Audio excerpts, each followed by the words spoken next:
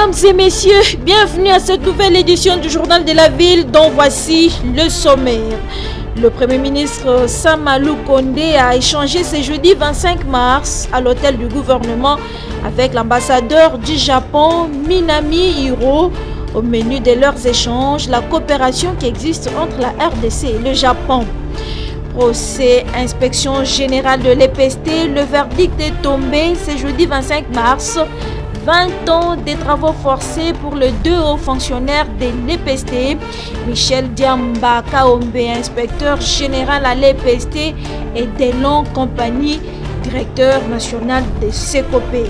Ce vendredi 25 mars 2021, cela fera exactement 1 mois et 4 jours que le peuple congolais attend toujours le nouveau gouvernement d'union sacrée de la nation. Devenu impatient, des voix s'élèvent et demandent au président de la République de s'assumer. C'est tout pour le sommaire, mesdames et messieurs. Encore une fois, bienvenue dans ce journal.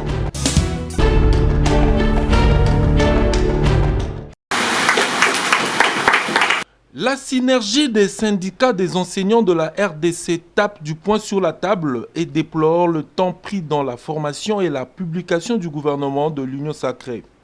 Fustigeant les caprices et l'égoïsme de certains acteurs politiques en cette période de répartition de postes, mode opératoire jadis déploré, nonobstant les défis énormes à relever ainsi que les attentes de la population pour l'amélioration de ses conditions de vie, la synergie invite le garant de la nation à user de son pouvoir d'arbitrage de sorte que le gouvernement soit connu au plus tard le 30 mars de cette année. De ce qui précède, la synergie des syndicats des enseignants de la RDC demande instamment au président de la République, chef de l'État, de s'affranchir des équations politiques contre-productives et d'user de tous ses pouvoirs régaliens pour opérer les arbitrages nécessaires avec le Premier ministre, afin de sortir le gouvernement avant le 30 mars 2021, pour que celui-ci s'occupe des problèmes cruciaux de nos populations. Il faut arrêter avec des manœuvres politiciennes et vite mettre en place le gouvernement de la République, martèlent les membres de la synergie, afin d'enclencher, de veiller et de poursuivre avec certaines réformes, telles la gratuité de l'enseignement. La gratuité de l'enseignement est une réforme qui reste systématiquement contrariée par des partenaires éducatifs bien identifiés. Le financement lié à son effectivité fait l'objet de détournements à grande échelle par les mêmes acteurs censés de protéger la dite réforme. La sécurité à l'est du pays attend illico presto la mise en place du nouveau gouvernement pour mettre fin au massacre continuel de nos populations. Pour rappel, c'est depuis le 15 février 2021 que le Premier ministre Samalou Kondé a été nommé par le chef de l'État afin de former le gouvernement d'union sacrée. Plus rien ne se passera sans nous. Plus rien ne se passera sans nous. Plus rien ne se passera sans nous.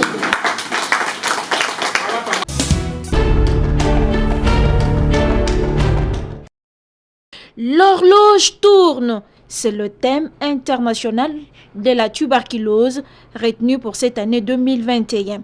En République démocratique du Congo, la journée mondiale de la lutte contre la tuberculose n'est pas passée inaperçue. Le ministre de la Santé, Dr Etienne Longondo, a fait un message à la population.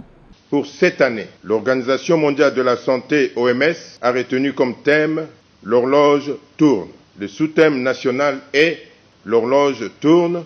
Que faire pour réduire le gap de la sous-détection de la tuberculose face à la pandémie de Covid-19 ? Ce thème insiste sur le fait qu'il est urgent d'agir pour honorer les engagements pris par le dirigeant au niveau mondial et national. Chers compatriotes, la pandémie de la Covid-19 en est à sa 2e année et prend malheureusement de plus en plus de ressources médicales et d'attention, impactant négativement sur la fourniture de diagnostics, de médicaments et de soins nécessaires aux personnes souffrant de la tuberculose. En République démocratique du Congo, la tuberculose compte parmi les principales causes de mortalité des maladies infectieuses. Il nous reste maintenant moins de 2 ans pour tenir nos promesses et donner suite aux engagements pris lors de la réunion de haut niveau des Nations Unies sur la tuberculose en 2018. Notre pays paye un lourd tribut lié à cette maladie. L'année dernière, 2020, en dépit de la survenue de la pandémie de la Covid-19, pour la première fois, le pays a dépassé la barre de 200 000 cas de tuberculose notifiés en une seule année. En effet, près de 202 000 cas de tuberculose ont été déclarés par le ministère de la Santé à travers le Programme national de lutte contre la tuberculose. Cependant, notre pays compte parmi les 30 pays les plus affectés par cette maladie. Il occupe le 9e rang mondial et le 2e en Afrique. De ce qui précède, nous voudrions que la population s'implique totalement afin de mettre fin à la tuberculose dans notre pays.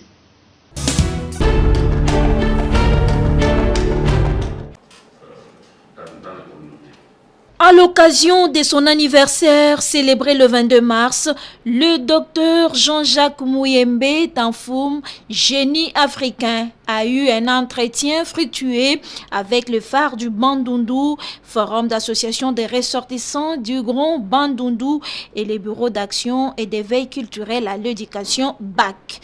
C'était ce mardi 23 mars à l'hôtel Vénus. Un entretien qui a porté sur sa longue expérience dans la lutte contre Ebola en RDC et en Afrique. Le docteur Jean-Jacques Muyembe a, au cours de cet échange, parlé de son intervention dans la lutte contre la Covid-19. Édifiée par l'intervention du professeur Muyembe, la délégation présente dans la salle a exprimé ses chaleureuses félicitations et ses encouragements. Un heureux anniversaire à Jean-Jacques Muyembe Tanfoum, à qui il souhaite voir être honoré comme il le mérite par l'État congolais. Et les modérateurs à cette séance, l'honorable Jean-Marie Tantoumey, ministre honoraire, s'est exprimé.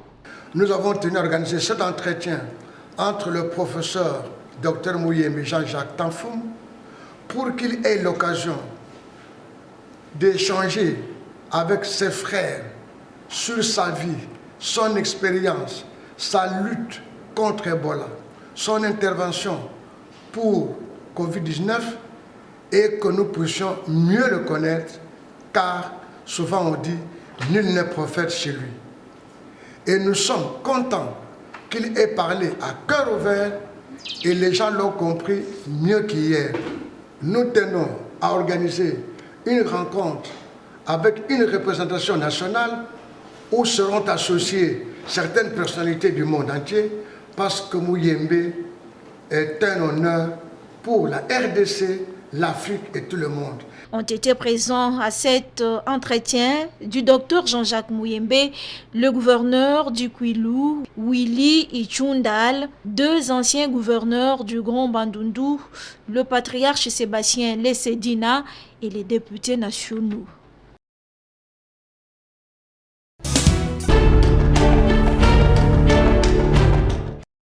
L'agenda 2023 dévoilé par la Conférence épiscopale nationale du Congo (CENCO) fait couler encre et salive aux yeux de la part de quelques Congolais. D'autres personnes mal intentionnées se jettent même des injures à l'égard des autorités de l'Église catholique. Que peut-on alors comprendre de cette feuille de route de la CENCO? Cyril Ebotoko, expert en matière électorale de la CENCO, donne des éclaircissements à ces sujets. Ce qui était présenté le jeudi, ça rentre dans les prérogatives des organisations de la société civile en tant que partie prenante à un processus électoral. La feuille de route ou l'agenda qui a été déroulé a 3 volets. Le premier volet porte sur le plaidoyer et la médiation. Dans le plaidoyer et la médiation, où est-ce qu'ils voient la CENCO prendre les prérogatives de la CENI? Le plaidoyer, c'est tout ce que les évêques, les pasteurs, les confesseurs religieuses font et aussi les autres organisations de la société civile font ce travail-là. et aussi la médiation. C'est le travail que les confessions et d'autres organisations peuvent faire. Le deuxième volet, c'est sur l'éducation civique. Ça rentre dans les prérogatives des organisations de la société civile comme partie prenante au processus électoral. Et le troisième volet, c'est l'observation électorale. Ça rentre dans les prérogatives des organisations de la société civile. Les gens doivent apprendre à lire les documents. Les gens parlent des choses qu'ils ne connaissent pas. Vous parlez d'une feuille de route, ils ont seulement entendu parler de feuille de route. Comme en 2013, la CENI avait publié feuille de route, ils ont collé le terme feuille de route dans le cadre électoral à la seule CENI. Alors que toute organisation, même dans un domaine qui est en dehors de la CENI, peut avoir sa feuille de route. C'est juste un tableau de bord, un document qui indique, qui répond à tout ce qu'on voudrait faire, mais pas de manière détaillée. La troisième partie, je l'ai dit, c'est l'observation électorale. Deuxième partie, c'est l'éducation civique. Et la première, c'est le plaidoyer et la médiation. Ce sont des activités que les organisations de la société civile mènent dans le cadre de la mise en œuvre d'un cycle électoral. La CENCO n'a pas fait une feuille de route qui déroule les prérogatives de la CENI, non. Elle est dans les prérogatives reconnues par une organisation de la société civile qui voudrait participer à un processus électoral transparent, crédible.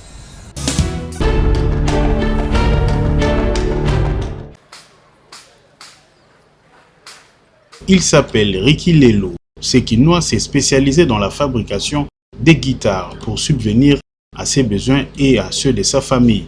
Auparavant, il fut guitariste dans différents orchestres des années 80 à Kinshasa avant de se lancer dans la fabrication artisanale de guitares et la réparation. Ricky Lelo nous parle ici de son travail. Après,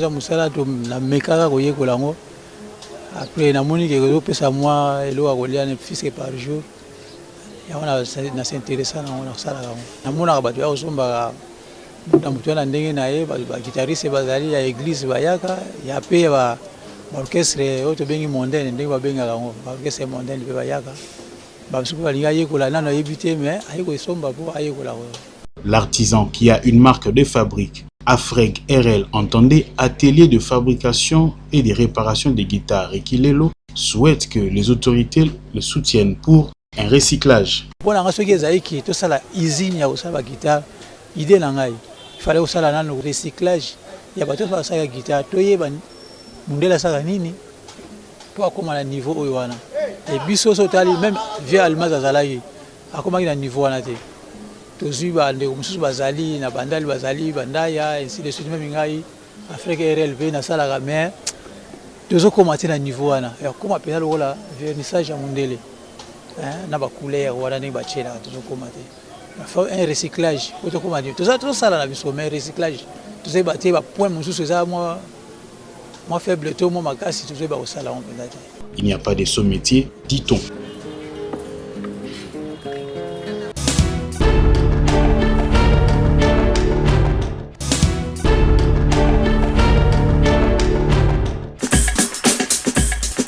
Nous sommes arrivés à la fin de ce journal de la ville, mesdames et messieurs. Merci de l'avoir suivi. Le prochain rendez-vous est fixé pour ce vendredi avec le même plaisir.